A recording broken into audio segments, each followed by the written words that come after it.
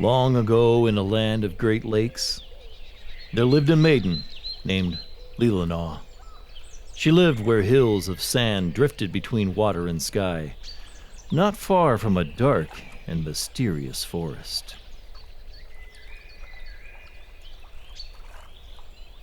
This forest was tangled with trees and vines, and it smelled rich like the earth. Leelanau's grandparents and their grandparents before them always knew of this place as the Spirit Wood.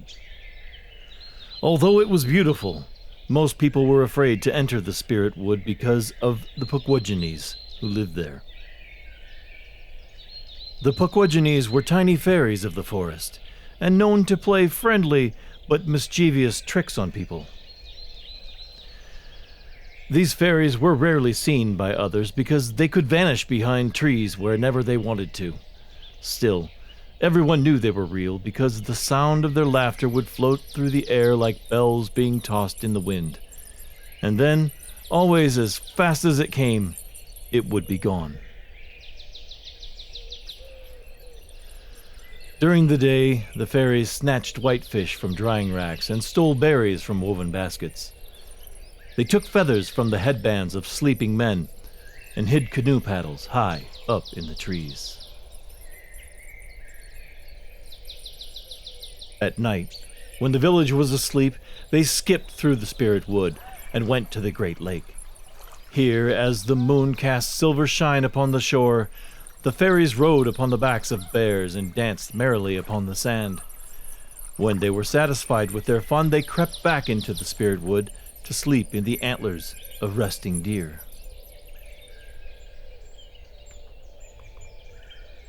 Most people were afraid of the Pukwudgies and the Spirit Wood, but not Leelanau. She loved the Spirit Wood more than anything else and was drawn to its most hidden places, always searching for the longest paths to follow. While in the Spirit Wood, Leelanau climbed the tallest trees and hung from their branches, bending them downwards as she jumped to the forest floor. She used fallen trees for secret bridges, stepping carefully along the way. Leelanau gave her animal friends necklaces made from colorful seeds and played hide-and-seek with the red fox. She made braids with the forest grasses, weaving them round to make sturdy nests for mother birds.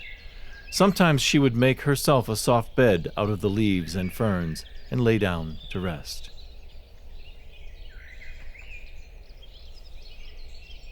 One day when Leelanau returned home from the Spirit Wood, her mother and father said, "Leelanau, you must not go into the Spirit Wood. The Pukwudgies live there, and they are full of mischief. They will be sure to cast a spell and carry you away for good." Leelanau did not look at her mother and father. She did not like what they were saying. When Leelanau woke the next day, she tried not to think about the Spirit Wood. She was forbidden to go there, yet she could not resist the longing that seemed to pull her there. Leelanau walked quietly to the edge of the forest. Before she knew it, she was running as fast as she could. It did not take long to forget about her parents and their warning. Leelanau was so happy to be in the Spirit Wood once again that she danced all around and then sat down amidst a mess of tree roots that fit like a chair made just for her. As she sat there to rest, she heard strange voices. At first, Leelanau thought it was the sound of baby robins trying to catch their first breaths, or ferns being tossed in the wind.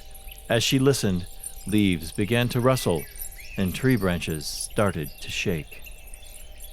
One by one, Pukwudgies were coming from everywhere in the forest.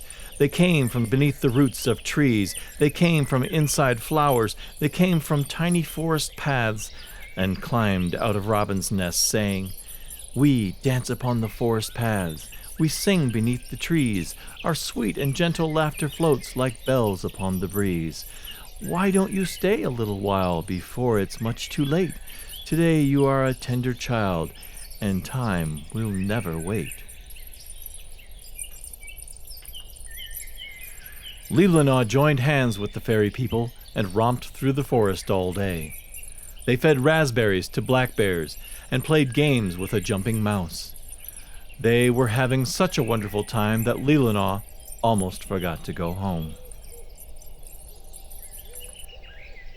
When Leelanau returned, her parents said, "Leelanau, you disobeyed us. We forbid you to go to the spirit wood, and yet you returned there. Why is this so? Why must you disobey us? There are Pukwudginis in the spirit wood, and they will cast a spell on you. Leelanau, you must not return there ever again." Meanwhile, Leelanau's parents worried that she was not tending to her work, and would be enchanted away by the fairies if she went into the spirit wood again. In order to keep her from behaving so foolishly, they decided it was time for her to marry a young man from the village. Leelanau did not want to be married. She did not want to grow up so soon. When her parents told her she would be happy with her new husband, she did not believe them. Leelanau smiled softly, but the smile was only pretend. On her wedding day, the women of the village prepared Leelanau for the ceremony. Her dress was white with tender pink beads, and she wore a crown of twigs and flowers in her hair. She held tassels of pine in her hands and was the most beautiful bride anyone had ever seen.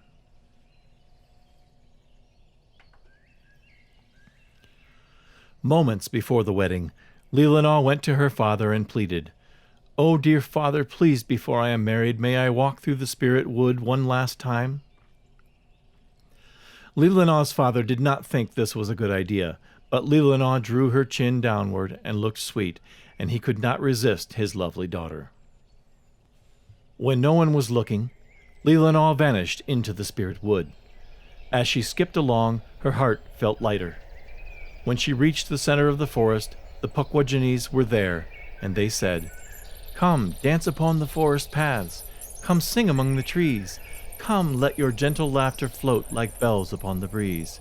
Please say that you will stay with us before it's much too late, to live forever as a child, while life beyond must wait." Leelanau wanted to stay a little girl forever, but she knew it would not be easy. It would not be long before someone came searching for her. Leelanau did not know what to do. Back at the village, the wedding ceremony was ready to begin, but Leelanau was nowhere to be found. Leelanau's family and the rest of the village waited quietly. They waited so long the hot flames of the wedding fire turned to cool, white ashes. Leelanau's parents lowered their heads with sadness. They were sorry they wished for their daughter to grow up so soon. Now, their only wish was to have her back for one more day. Just then, a lone fisherman walked into the village. He said that, late the night before, he saw a beautiful princess dancing along the shore with fairies at her side, and it was the happiest sight he had ever seen. And there, as the fisherman was speaking, the sound of silver bells filled the air, surrounding everyone with music and a young girl's voice. "I want to dance on the forest paths and sing among the trees. I want to hear my laughter float like bells upon the breeze. So I must go away from here. There is no time to wait, to live where I'll remain a child before it's much too late. For childhood passes much too fast. It never lingers on, just like the sound of lovely bells. It comes and then it's gone." Right then, everyone knew Leelanau chose to run away with the Pukwudginis and remain a little girl forever.